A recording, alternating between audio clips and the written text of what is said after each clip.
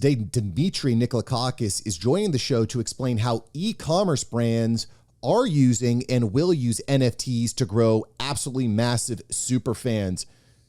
Dragon, let's make it simple, bro. Let's get into it. NFTs are changing the world, and change can feel complicated and scary. But listen, you don't need a computer science degree. You don't need to learn how to code. You just need practical skills to win. If you are here, you are in the 1% of humans that are preparing for this major cultural shift. We're going to keep it fun. We're going to keep it light. We're going to make it practical. Welcome to NFTs Made Simple. Just a reminder, we are not financial advisors. This is not financial advice, and you should do your own research. Hey, let's get into it. Yo, Dimitri, what's up? What is up, guys? I'm so happy to be chatting to you. Yeah, Dimitri, excited. You've done so many cool things. And I think, before we get into this episode, I noticed that you are a Bored Ape Yacht Club member. You're a holder. I saw that on your Twitter profile. And I got to know, how did you get into the Bored Ape Yacht Club, and what's been your experience with that NFT project? Yeah, so that Bored Ape was the first NFT I ever bought, funnily enough. It was interesting way to jump in. I know, right? I had a friend that was kind of telling me about all this crazy NFT stuff. This is like mid or early 2021, I think. And I was kind of following it along for a while, and then I just decided to, I should probably buy an NFT at some stage, but I didn't want to just buy something trashy that I'm going to burn money on. So it was sitting at about 30 Ethereum, and I just bought it one afternoon. I think it was 30 Ethereum at about 4,000 US per Ethereum at the time. So the thing, it cost me like 120 grand. And I think that's about where it's sitting now anyways. It's gone up to like 80 Ethereum, but obviously the price of Ethereum has gone down. And I haven't used it that much, apart from it definitely creates a lot of credibility in terms of, I have reached out to, so like one example is, I don't know if you guys have heard of Sheldon Evans. I think that's his name. He lives in Cape Town. He's like a big YouTuber. He's got like almost 1 million subs in the Web3 space. And I just reached out to him on Instagram, and I was like, yo, I see that you're from Cape Town and you're also a Bored Ape holder. Let's be friends. And then we ended up hanging out a couple times, Sheldon's actually going to be a guest on our show in about 2 weeks. Oh, awesome. Yeah, he's a really result guy. That's after you introduce us to him. Oh yeah, we'll see how we go. He's just moved to Dubai, actually, so I haven't caught up with him in a while. But he's a really amazing dude. But that's just one example. I think another one is like going to all of these crypto events, particularly in Cape Town, because that's where I'm staying. I've got like a hoodie, a Bored Ape Yacht Club hoodie, and obviously all of that stuff that you buy from their website is token gated, so you can only get it if you're a Bored Ape holder. And then when I rock up in my hoodie, people generally see that, and again, you've got a bit more credibility when you come in, and if you want to set up meetings with certain people and stuff like that, people tend to take you a bit more seriously, which is nice. So it's kind of like, and I think this is what most people refer to as like the digital kind of Rolex, essentially,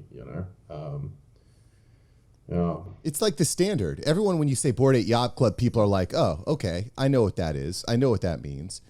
What are your expectations for the future of being a member of the Bored Ape Yacht Club? Like, what kind of doors do you see it opening? Events?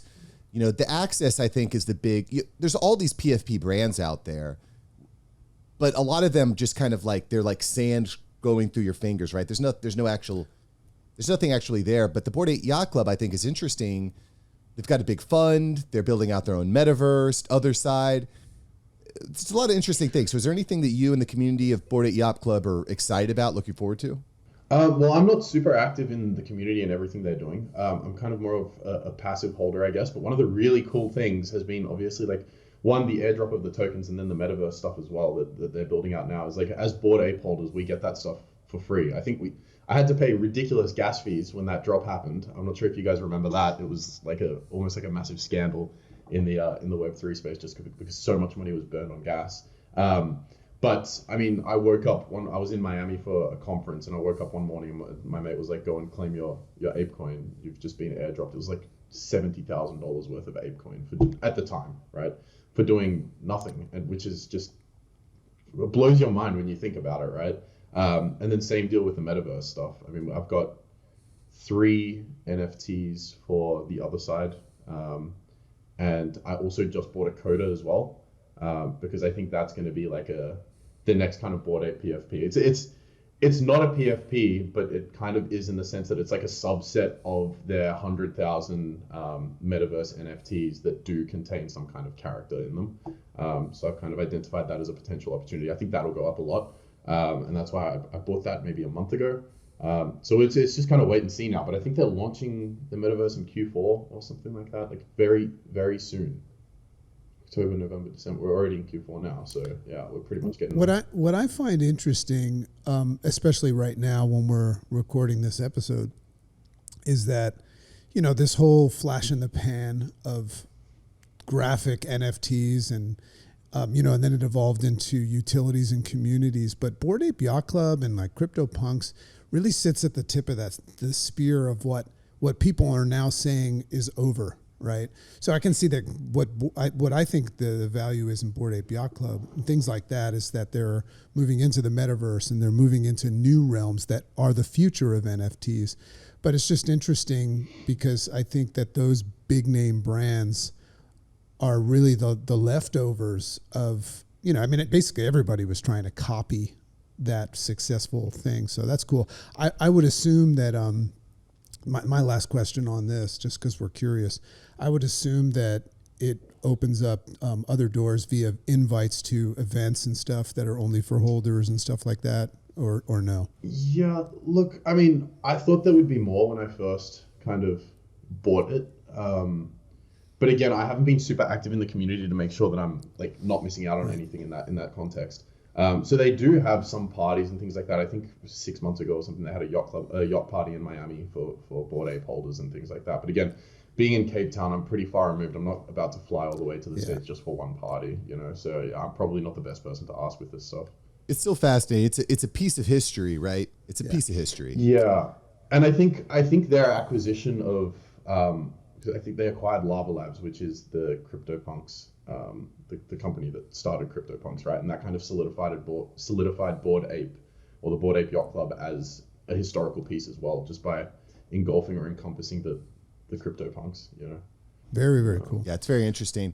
I'm glad we kind of talked a little bit about that because, again, a lot of people look at Bored Ape Yacht Club from the outside looking in. So it's kind of interesting to get some feedback from someone who is actually in it. And you know, when you start talking about, you know, I paid $120,000, $130,000, $140,000 for an NFT, people are like, whoa, that's nuts. But if you're getting airdropped $70K and then you've got this huge long tail on the back end, I think it's an interesting project. Very cool. One of the things that I think is pretty cool, because we always talk about like the flex of owning things in that space. The ultimate flex is when you meet Dimitri and he's like, yeah, I have a Bored Ape Yacht Club, you know, NFT, but I don't really use it. That's pretty good.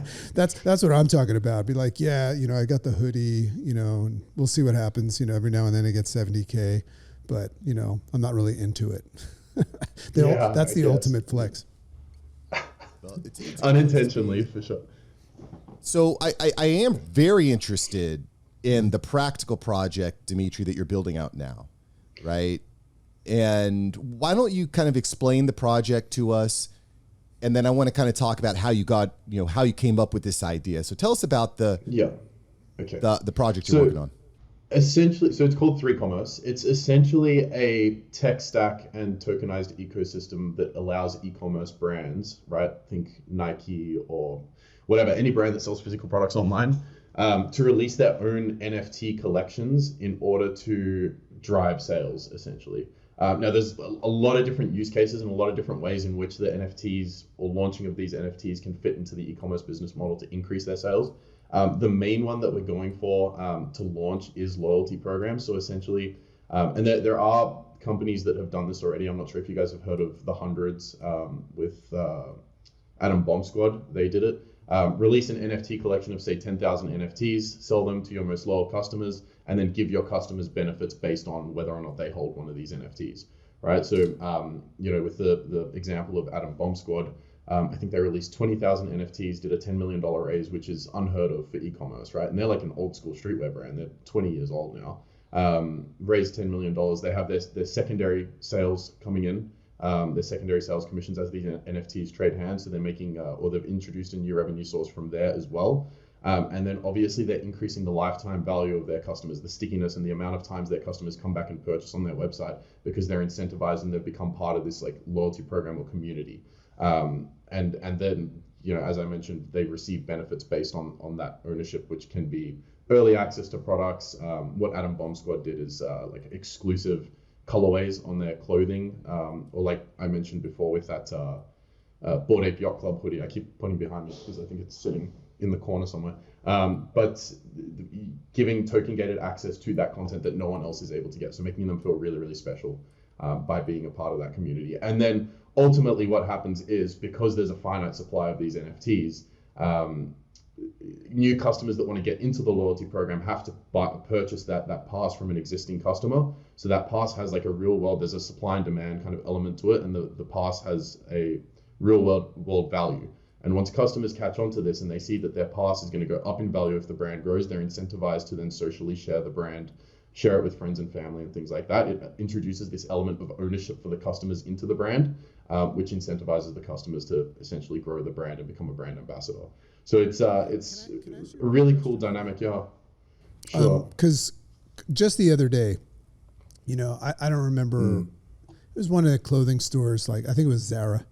And I have what I guess you'd call it a loyalty card there. And, you know, I get discounts and things like that. But, you know, that's a massively untapped market. It's that moment where they say, do you want one of our loyalty cards? And most people say no, even if it's 10, 20%, because they're like, I don't want another credit card bill that I'm going to fuck up.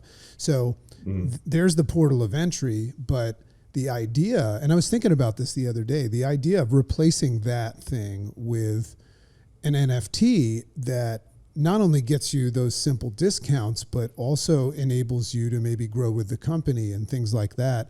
I mean, is that kind of what you're doing? Are you looking to replace that thing? Because that's a massive, massive win right there.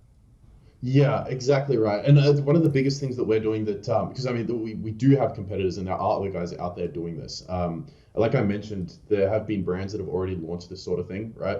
And Adam Bomb Squad, when they launched, they needed expensive smart contract developers in order to do that. It would have cost them tens of thousands of dollars. Now there are other solutions that are coming out, but you still need to, as a customer, have an understanding of crypto. You must purchase your NFT or mint your NFT with Ethereum. You have to have a MetaMask, and it's not realistic for the end consumer. So one of the big things that we're doing that's very different from all of our competitors is essentially it's going to be completely a Web 2 user experience.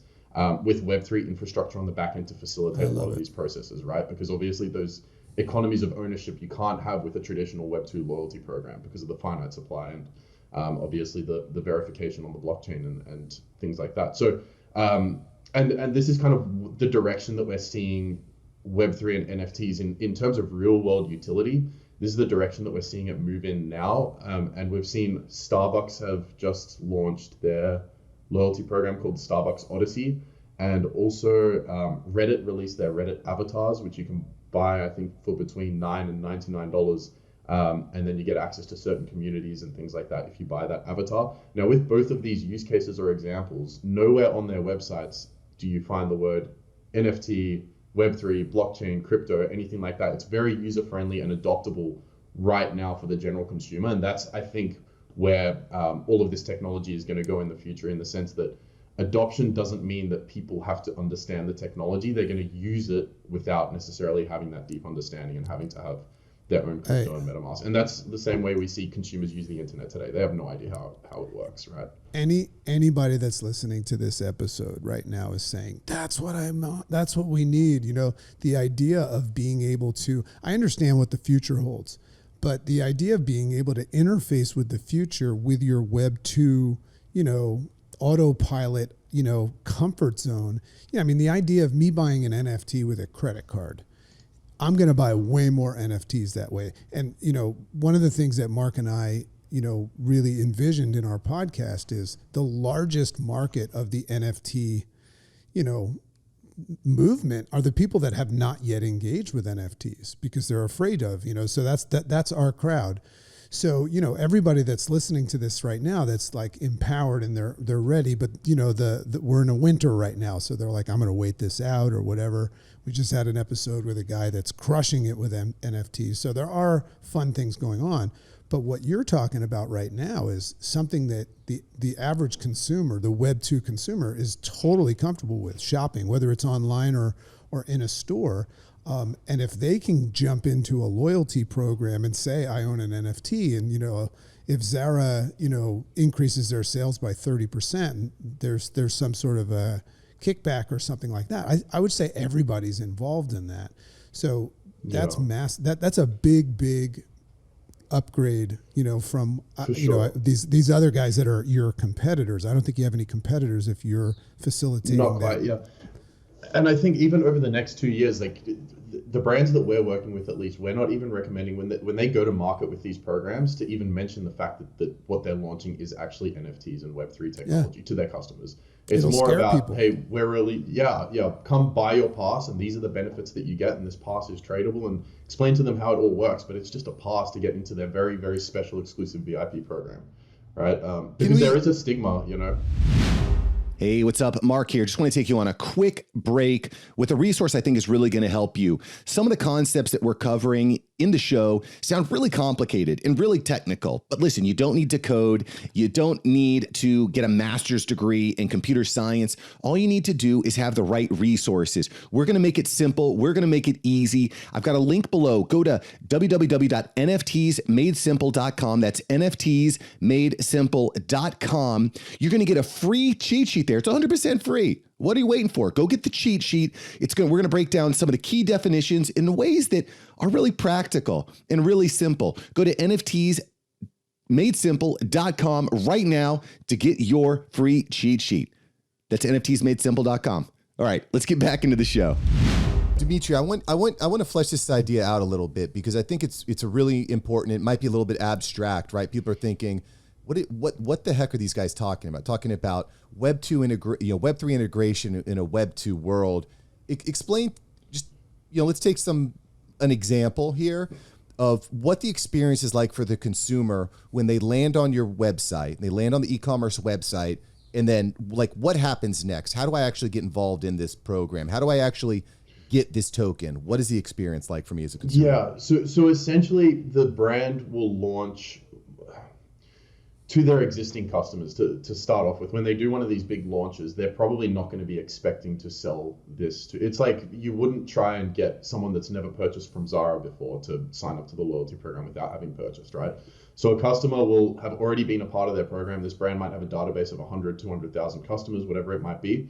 And then they do a big launch for this in the exact same way that Starbucks did it with the Odyssey program. They'll do a big launch and say, hey, we're releasing this new loyalty program. If you want to be a part of it, it'll cost you $99 to buy a pass. This pass is going to last you as long as you want to keep it for. It's a lifetime subscription, essentially. When you're done with it, if you're sick of shopping with us, or let's say, it's an activewear brand, for example, and you're no longer fit and healthy and you have no use for it, you can sell it on so that you can recover the initial cost to another customer or anyone that wants to be a part of it. And here are all the benefits that you're going to be getting. And then in terms of like the actual user experience, if a customer does come through and purchase one of these passes, they'll be able to come onto the website anytime. Obviously, they'll get segmented marketing communications in terms of what their benefits they're going to be receiving are, right? So when a brand does a new product launch and they launch a line of 6 new t-shirts, and then 2 of those 6 are especially for the pass holders, they'll be segmented. There will be segmented communication going to those customers to let them know that, hey, you guys get access to this because you hold the pass. But they'll get an outline of what all their benefits are, and then from there they can log into the website anytime with just a username and password. They won't need to come in with a MetaMask, which I think is really important, and then gain all of their benefits as the benefits arise.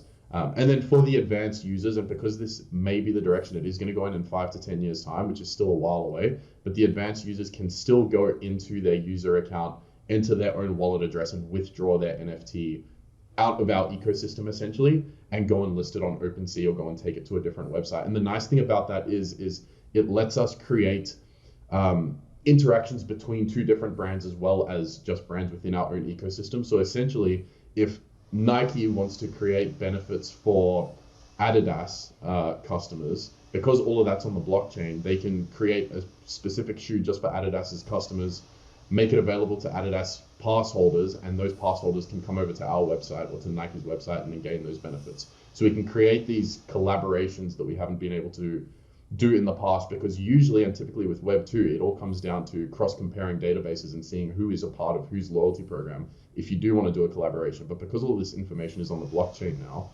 it's much easier to do these collaborations and things. So I went on a complete tangent there, but yeah. No, this is powerful stuff, and we're kind of talking about fairly large companies that are going to start doing this. But is this something in the future that smaller companies? I mean, like, I'll give you an example. A lot of people that Mark and I speak with. Mark owns a podcast agency, so there's a lot of people that are looking to use like simple, monetizing their subscriber list by having a members area and Patreon and all that kind of stuff. I have a members area for my following. There's a free aspect, there's a purchasing aspect. I would love to be able to have my members enter those areas, rather than just paying me money by doing something like this. Is this something that's going to be applicable on a smaller level like that? Because I think that's a massive market of people that are going to want to take hold of that. Yeah, so the tech that we're building is specific for e-commerce brands, and in the beginning, just brands that are built on Shopify, which is one of the main tech stacks that business owners use to build online stores. I think there are other solutions to be able to do something like that. And I mean, if you take away this kind of Web 2 experience that I've been kind of referring to, and you're happy for your customers or your listeners or whoever it is to come in with a MetaMask, there are definitely solutions for that. Because I know, like, if you look at some other NFTs that I have, Zenika's 333, have you heard of that? It's essentially it's like he minted 333 NFTs for 3 Ethereum, and it's kind of like a mastermind community. And that's token gated access to a community, basically, which is kind of what you're referring to, right? And then there's another one called the Gents Croquet Club by Iman Gaji. Again, same deal. But you do need, obviously, to have that Web3 experience to be able to come in with a MetaMask. So it might not, for viewers of a podcast like this or listeners of a podcast like this, absolutely, they would be able to get around that and navigate that experience. But if it's just like a general viewership, it's a bit more difficult, yeah. I think the breakthrough is this. You mentioned before, you don't even mention the word NFT, right? So, I love the idea, and I know, Mark, you'll realize that our listeners will love this idea. I love the idea of somebody having a transaction that they think they're just becoming a member, a loyalty member, but then all of a sudden reaping the benefits of it. And after they reap the benefits of it, finding out that that's an NFT, that's a person that loves NFTs now, rather than looking at it from the outside in and the risk associated with it and all the rumors and everything. The practicality of what an NFT makes total sense, but it's just people are struggling to bridge the gap from Web 2 to Web 3. So the best way to bridge the gap is to show somebody that what they're doing is a good experience and there's a return on it, and then say, by the way, that's an NFT. It's about reducing the friction, not making it simple. Yeah, exactly. Keeping it simple. To kind of expand on that. Yeah, with even though now we're not mentioning the term NFT at all, and I like that kind of switch where later on, once they reap the benefits, then you can let them know. When the market does start going like this again, it's absolutely going to be in these brands messaging like, hey, do you want to own your first NFT? Here's the perfect opportunity. Because that's like, I mean, I'm not sure what kind of experiences you guys had during the last bull run, but I even had like my mom asking me, hey, what's an NFT? Should I be buying one? So that to have a trusted brand actually come forward and say, hey, this is kind of what we're putting together for you guys, for our customers, is a really nice entryway. And it also positions the brand as an authority, and as a forward or more innovative player in the space. Well, we'd love to invite your mom to be a follower of NFTs Made Simple, because we'll handle that question for her. For sure. I'll have to shoot her a link. NFTs remind me a lot of QR codes in a way, because when QR codes were introduced 10, 15, they actually came out in the 80s, QR codes, but they were useless then. They first hopped on my radar about 10 years ago, but I was like, this is dumb. This is stupid. I don't care. Now QR codes are everywhere. I don't even have a business card anymore. I technically do, but my QR code is right on there. Everybody knows what QR codes. It freaking broke the Coinbase website when they ran the Super Bowl ad. And I think we're going to see that happen with NFTs. I was talking to Roberto Blake about this, and his thought process is as larger brands come in and start, like your Nikes, your Disneys, your ESPNs, as they start incorporating NFTs. Heck, we were speaking to Dr. Adam Scheiner the other day, and he was talking about getting an NFT at a Tampa Bay Lightning hockey game. So I think as more and more people just kind of unknowingly or unwittingly or just fall into NFTs, it's going to happen naturally. So we've talked about the user experience. I kind of want to talk about the business's experience, though, because I think this is important. I've thought about NFTs, how I can apply them, Dragon as well, but I'm busy. I'm busy, man. I run a business. I run multiple podcasts. I got a family. What is the user experience like? What is the creator's experience like taking their e-commerce brand and applying the NFTs to that e-commerce brand? What does that experience look like? Yeah, I mean, it's literally a Shopify application or extension that you just install in the Shopify App Store onto your website. And then you can do it in about 5 minutes, deploy your first NFT collection. You literally just say, here's what I want the supply to be, here's the price, and here's the launch date. And then it just spits it out and it's done. And then it'll spit out a really nice sales page, essentially, that you can link out and send to your customers. And then your customers can just come through it and purchase. And then the second step subsequent to that is selecting that specific pass or collection that you created and assigning certain benefits to it. So you can select products on your website that you want to make available just to holders of that NFT, certain pages of your website that you want to make available to holders of that NFT. And then within those pages, you can build out content and exclusive stuff that only those guys can see. So it's like click of the fingers kind of thing. It's super simple and straightforward. In the future, we are looking at building out a lot of integrations with other, third-party marketing tools like Klaviyo, not to get too far away from the context of this podcast and stuff, but essentially so that these brands can plug this software straight into their email marketing software and have everything work together, so that they can email directly just to token holders and things like that. But yeah, we're just trying to make it as simple as possible for these guys because it is overwhelming, the thought of launching an NFT collection. Particularly up until recently, you had to have a developer to do it, and now there are softwares and things coming out that make it a little bit easier, but it's a pretty daunting task. What about the execution, though? Great. You do your launch, you've got NFTs, people can buy them, but, to me, it could have a negative impact on your brand if you don't actually execute on the promise. So how do you make it easy for the creator, for the brand to actually execute, develop a plan of execution and actually follow through with that execution? Yeah. So in the beginning, we're working very closely with these brands. So actually like holding their hands through the entire process, almost like an agency client relationship, even though we're a software company. And then over time, that'll essentially be systemized out into resources and things that we'll provide for the brand and video tutorials and courses and stuff that's embedded and built within the software. So that they can really get guidance on how to best launch one of these loyalty programs, right? Because obviously you don't want to just release one of these NFT collections and then not give them or forget about these customers 3 months down the line and not give them benefits and things like that. It's going to leave a pretty salty taste in their customers' mouths.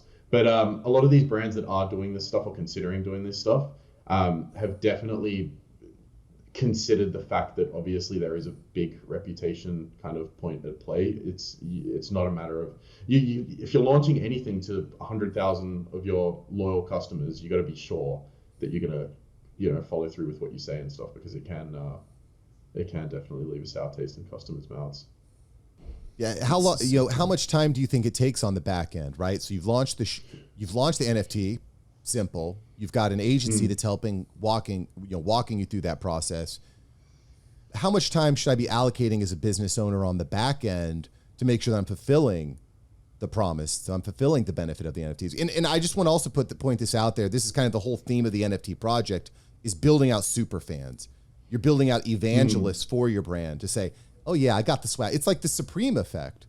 You got people lined up around the corner for Supreme because they love freaking Supreme. And that's kind of the goal here, right? How much time should I be allocating towards this on a weekly basis? 5 hours? Yeah, 20 so hours? that's a hours? really great really great question. I think for the most part, it's almost like an extension of the business's existing activities and interactions with their customers. So, I mean, most of these businesses should already have some kind of loyalty program, right? And it's how can we rebundle or repackage that loyalty program into this new mechanism for delivery. So it shouldn't really take that much more in terms of resource and input and stuff like that. And then it's, when these brands are doing new product launches, it's, hey, these 6 t-shirts, let's allocate 2 of these to our token holders. So it's not really going to take any additional resources, or it shouldn't take too much.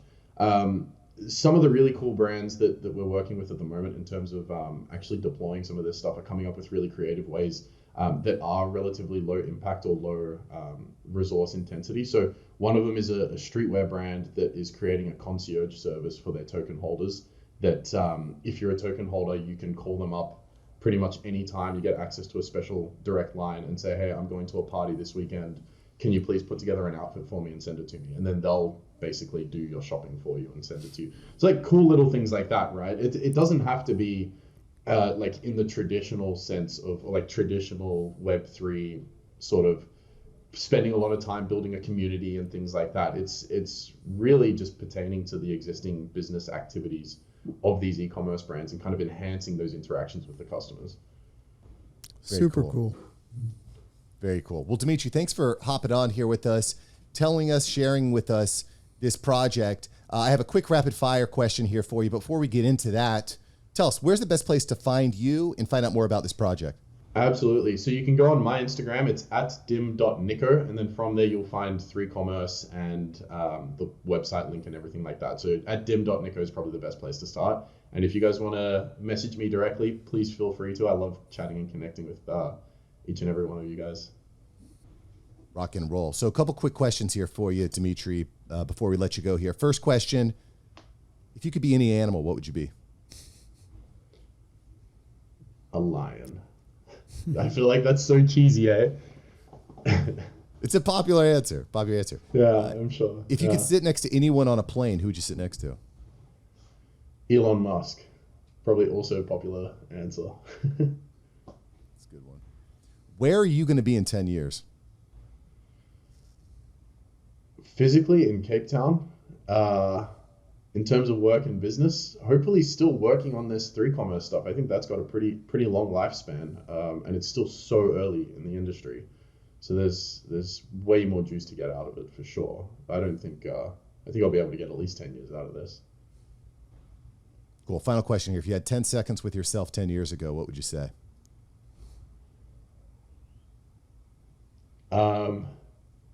I would say chill out. Everything's going to be just fine. No need to stress so much.